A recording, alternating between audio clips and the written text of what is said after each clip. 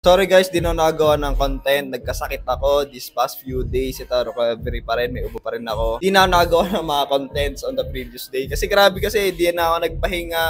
Ito talaga yung problema ng mga freelance na work talaga ng work. Ako dumadating sa point na 2 a.m. na ako natutulog para mag-work. I'm working 12 hours a day and more. So, ito, I'll be back and ito yung may share ko lang din kung ano yung natutunan ko sa nangyari na to. Important na magkaroon ka ng mga medical insurance, HMO, health cards. So, ikaw kung employee ka, for sure meron kang ganyan sa government. Meron ka rin sigurong ganyang benefits. And napakalaking tulong kasi imagine, pupunta ka ng hospital, pa-check up ka, ang daming kung ano ng check-ups, hindi ka na isa-isa, kinuhanan ka na ng kung ano, ihe, dugo, at kung marami pang iba, ECG, kung basta mga ganon, and wala kang binayaran na kahit sa public, private hospital pa yon.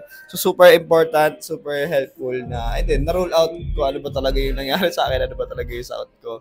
And ayun, kung kayo guys, na-build nyo na yung emergency fund nyo, ayun yung next step nyo, kuha kayo nun. Bago kayo kumuha ng mga life tsaka health insurance. Kasi ako nga, may health insurance ako, di ko naman nagamit yun. Di naman na nagkaroon pa ng critical illness eh.